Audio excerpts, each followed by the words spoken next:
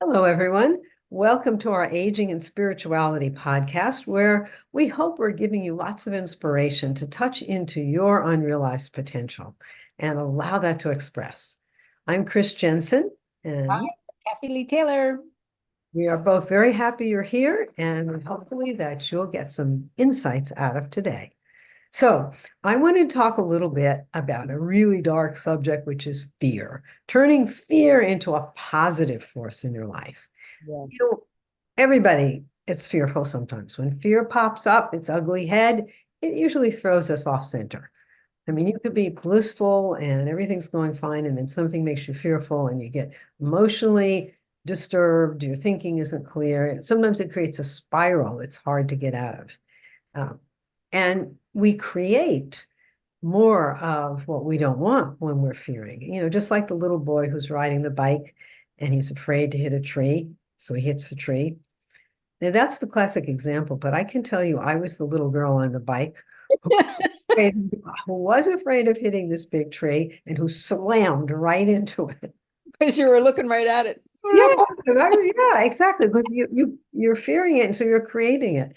Yeah. So what if you can change this? I mean, we inadvertently put our energy into what we're fearing, but what if you could turn around this powerful energy of fear into creativity or a situation that you do want to happen?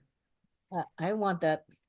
Yeah. And one of the big things is as we age, the fear of change. That is particularly debilitating, and a lot of people suffer from it. So stay tuned and find out how you can turn fear into something much more positive. There are two reactions to fear, biochemical and emotional. Everybody has the biochemical reaction. The body does something, but everybody's emotional reaction is very different. And so we want to look at how we react and how we can put our energy into something more positive. Let's talk about reactions. There are basically 7 stages of fear. The first one is paralysis. That's the first level. That's the fear of doing things wrong or doing nothing in general. We just, oh, we just kind of freeze. I had a friend when I was younger. We were driving in a car and we stopped at a red light. Some guy came and put his arm inside the car, and she just froze. And that was level 1 right there, paralysis. I mean, I was sitting next to her. Yes, I had to put my foot, like I put my foot, took her foot off the brake and put my foot on the gas so we keep Oh, going. oh, wow. Okay. But her reaction was the paralysis. She was driving, so she was. So that's number 1. And I think we can all relate to that sometimes. It happens. Level 2 is the fear of wasting time. That's called inefficiency, or the fear of doing the right things or doing the wrong things. Oh, well, maybe if I do this, I don't want to do that. Maybe this might be the wrong thing, or that might be the wrong thing. And we do nothing.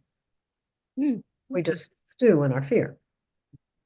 Then there is catastrophizing, the fear of things getting worse. We make it bigger and bigger and bigger. My daughter is an expert at this. Something goes wrong and she can make it into the worst possible calamity that could happen, before she gets to a solution. Maybe the weather's bad, but you see the worst possible scenario. Okay. Just being aware of these levels can help you to recognize what's going on. The 4th level, which is called holding on, that's the fear of actually letting go, and the fear that if you stop doing something, it'll be a mistake. It's like, just in case. I'm fearful, but if I stop doing this, it'll get worse. And so you're kind of hanging on to something that isn't real. Mm. And then there's self-doubt.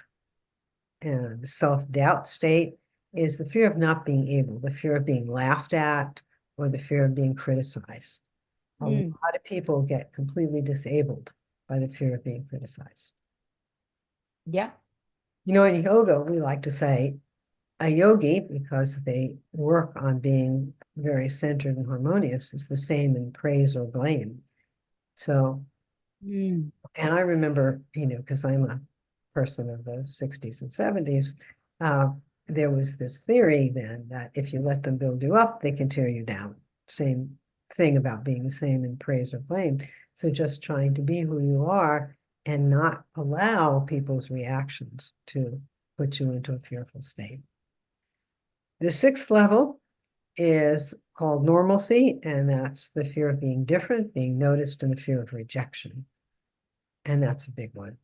That's a big one. That level is pretty deep because nobody wants to be rejected. And then there's level 7, which is disbelief. The final level is the fear of the unknown, death, the point of no return, the sum of all fears. So these levels they were documented in a book about the Salem witch trials because it showed how people moved through these levels of fear to do the horrible things that they did. And there are but I don't want to leave you there because there's so many things we can do to shift this. But I do want to talk a little bit about the fear of change because it is very, very common. So the signs and the causes, how to overcome it. And there's a few tips. It's a pretty common human experience. And it's an uneasy feeling we might get when we're faced with new situations that alter our daily routine. However, I will tell you that I know a couple of people who very strongly had the fear of change. And as they got older, both of them developed dementia. So just something to think about and how important that is to be. Thought about that before. Yeah. Wow. And it's rooted in in the desire to keep life constant, but life isn't constant. Life has changed. Change is happening, and we need to learn to deal with it. We want to look at it, a challenging situation in our life and say, okay, what can I do about this? And then take steps to move forward rather than staying in the fear mode. When we are fearing something, we're putting all our energy into what we fear. It's kind of like the words not and don't exist.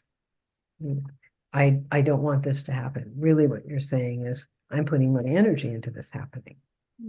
We say that in yoga, psychologists say the same thing. And people in the child raising, people say the same thing. You don't tell a toddler, if you tell them, don't throw the stone, they're going to, what they hear is throw the stone. So there's some things you can do. And I'll end up telling you some yoga things, but there's a lot of things you can do. You feel anxiety over change or any fear. So you might find yourself, if you're worrying excessively, if you experience anxiety, first you want to be aware of it. You don't want to, maybe you're someone who avoids new experiences, you procrastinate, or perfectionists. Perfectionists are people who fear change, and they never get anything done. I know people who are so talented and they never do anything with it because it's never perfect enough, and nothing will ever be perfect. So, change feels scary to a lot of people just because our brains are designed to keep us safe by recognizing patterns that are familiar. So some of your resistance may be now, as we're getting older, we've had a lot of past experiences, and so we may have some resistances there. But let's look at what we can do. You have a fear, and maybe it's the fear of change. Look at it. Be willing to say, I can embrace this. Not only open yourself up to being enriched by something different. Okay, this is upheaval in my life. Well, maybe my life needed some upheaval. Maybe there's something in this that's going to be really good. New opportunities, very often. Someone that I took singing lessons from a while ago, he was working as a civil engineer, and his boss wanted him to lie to a client about something, and he wouldn't do it, and they fired him. And he ended up changing his life. He loved singing, he loved music, and he wrote a book, and he started teaching singing, and for the rest of his life, he said he loved what he did every day. And he loved it much more than that job that he had that he got fired from. Wow. So you see, there's an opportunity. And there's opportunity for growth all the time. And as we face it, there's increased confidence. And we're being willing to say, okay, maybe I didn't want this change, but hey, it's better. It gives us more resilience. We make better decisions when we are not afraid of change. Learning and innovation. We're not going to learn new things if we're afraid of change. Letting go of the past. We all have past. Nobody had a perfect childhood. Yep. I had a friend who taught special ed, and she said, people often say, oh, well, he had such a difficult childhood. She said, who didn't? Who had an easy childhood? It's not easy to be a child, and so it leads to self-discovery. But those are the things that, where we can go with it. I want to talk about how we can get there now, because that's most important. And the first thing we want to do in overcoming fear, it starts with a willingness to face the unknown. Most of our fears deal with somehow facing the unknown. We don't know what's going to happen. It's a process.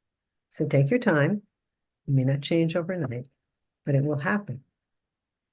And so you want to cultivate a mindset that helps to get you out of the fear mindset.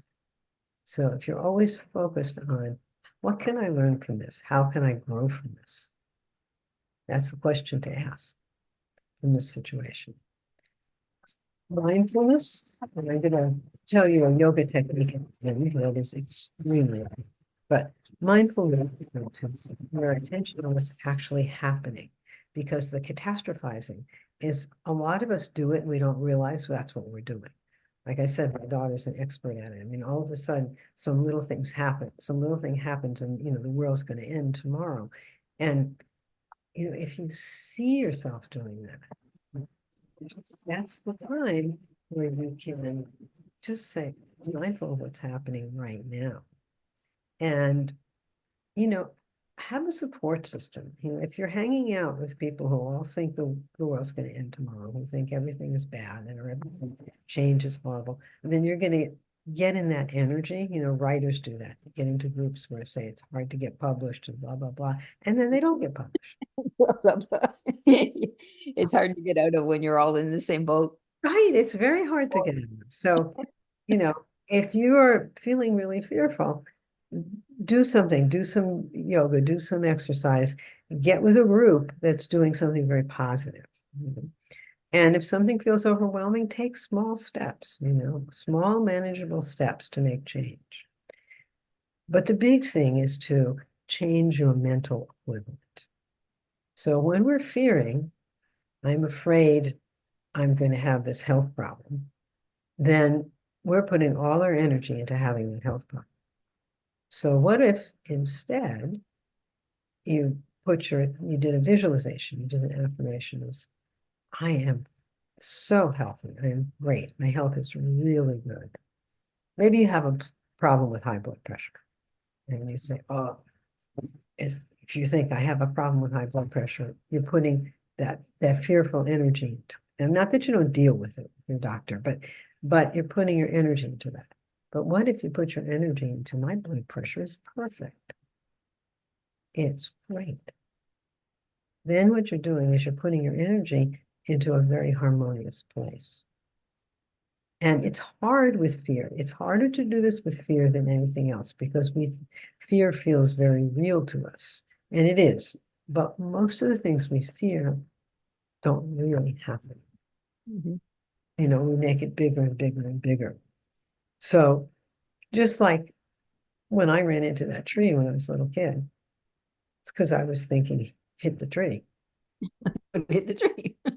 That's what was going on. But what if I was thinking, ah, I can ride straight down the sidewalk home and get straight home? I probably would not have hit the tree. Right.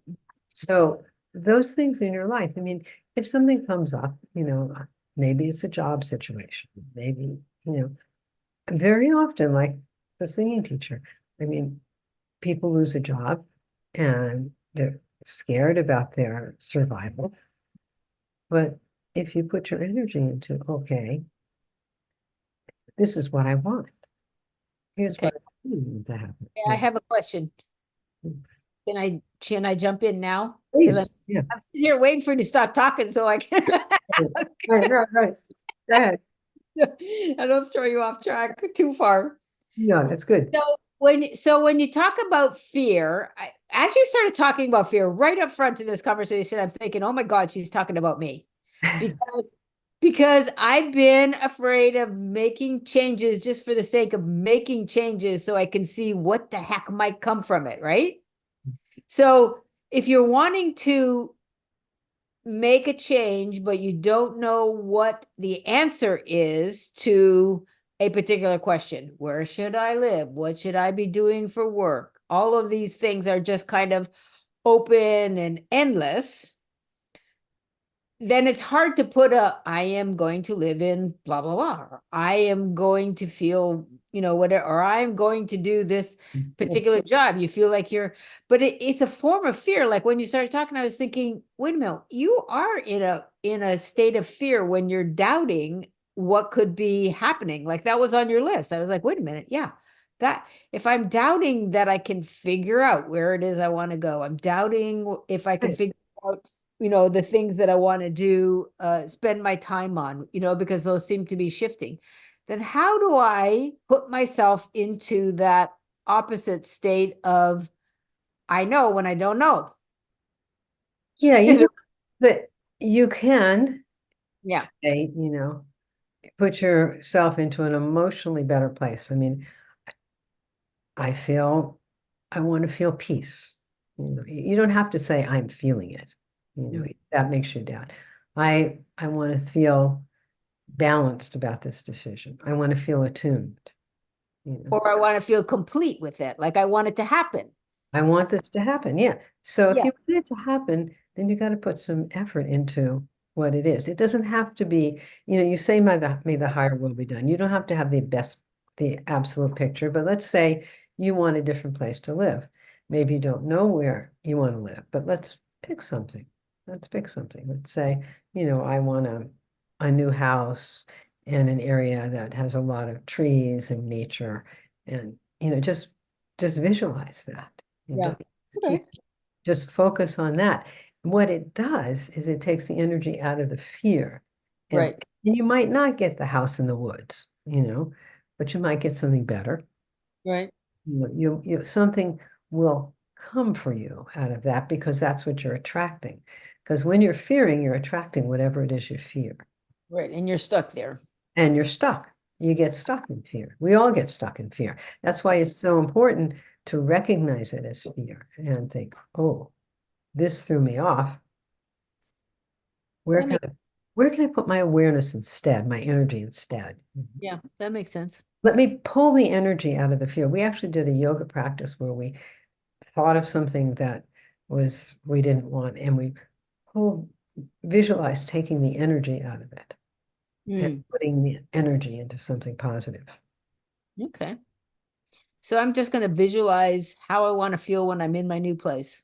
Yeah, exactly. Yeah. Yeah. You're in your new place, and visualize it. Make it your ideal room. Yeah. It may come out different, but you're going to get it. You're going to get that positive energy it will attract what you want. Because you're telling the universe, you're ready to move on. You're ready to Right. get the I'm ready for this. Yeah, this is what I want. I'm ready to take it in and receive it. Right.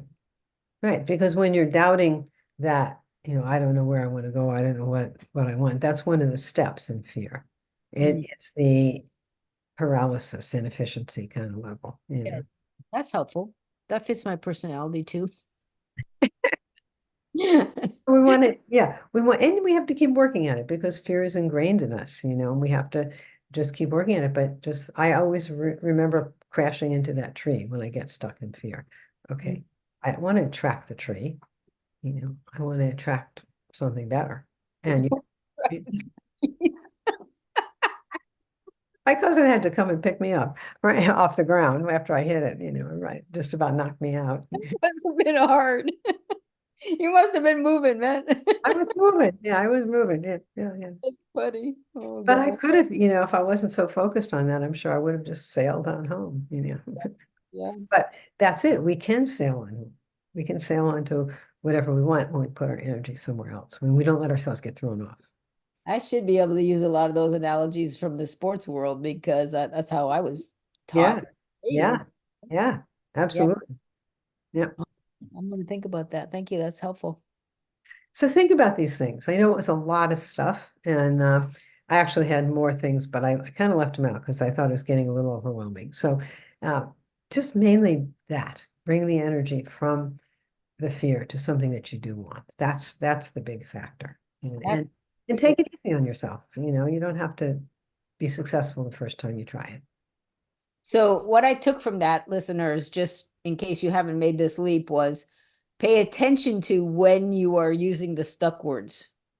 Yeah. You know, I can't get past this. I'm sitting here waiting for it to manifest and nothing's happening. That kind of thing. And Mm-hmm. that's when you let go of that and then move into what do I want? Yeah. And that's a tricky one, sometimes because people find it hard to know what it is they want. So if you can't like say to yourself, well, I want a little white house that lives in this particular city, in this state, and you don't have to give all those darn details. You can just say, I want a place that's comfortable and I'm gonna live there and it's gonna have some water around and it's gonna have some trees and it's going to have lots of little animals that come and play and talk to me all the time. Hey, that's very specific and very beautiful. Yeah. Yeah. Right. And that's what you need to do. You don't have to know where it's going to be. Yeah, I want to, but Right. Right. But I for don't have to now, for drive. this first step, you just want to get yourself free from being stuck. That's good. I like that. Thank you. That's helpful.